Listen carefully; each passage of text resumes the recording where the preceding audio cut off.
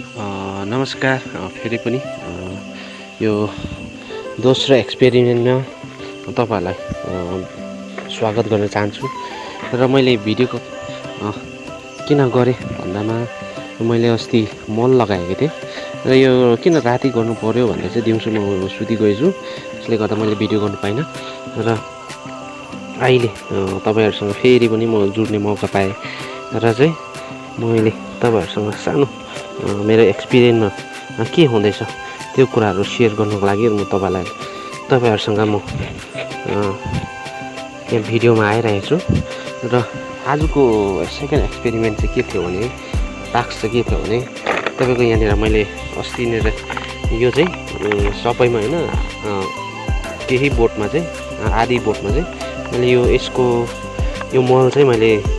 हालेको थिएँ एक मुठी गरेर यो यसको नाम चाहिँ ग्रीन गोल्ड रहेछ अर्ग्यानिक जाइन यसमा चाहिँ म यो देखाउनुको मेन उद्देश्य चाहिँ के थियो भने मैले अस्ति मल हालेको थिएँ र यो मल चाहिँ अलिकति टमाटरलाई चाहिँ सुट नगर्ने रहेछ किनभनेदेखिलाई मैले जति पनि यो मलमा हालेको थिएँ तपाईको बिस्तारो बिस्तारो सुक्दै जाँदै थियो अनि कस्तो खालको भने तपाईले हेर्नुहुँदैछ यो निकै सुकिसकेको छ अब यो यसमा भरिलो छ यिनीहरु पनि भरिलो छ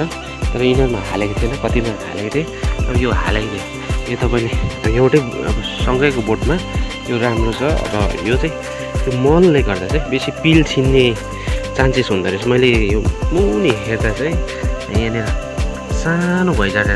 हुने रहेछ यहाँ माथि त ठुलो तर जति पनि मल यहाँसम्म हालेको थिएँ मैले यहाँदेखि उँधो चाहिँ सुकेर जाँदैछ अन्त त्यही कारणले गर्दा मैले यो मल फेरि आज रिमुभ गरेर म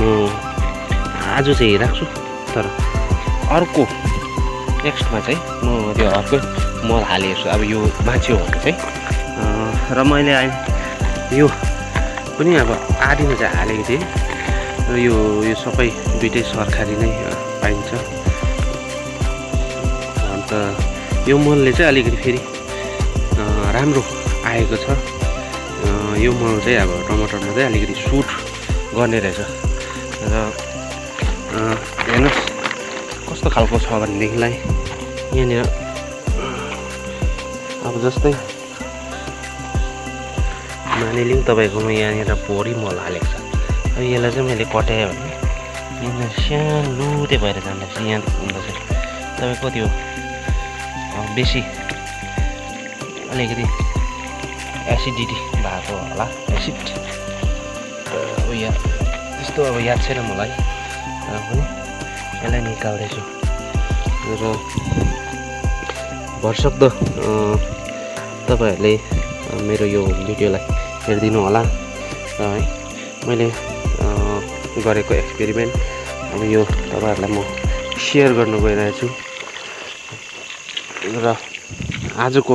भिडियोलाई म यतिमै राखेँ म तपाईहरुसँग बिदा लिन चाहन्छु धन्यवाद।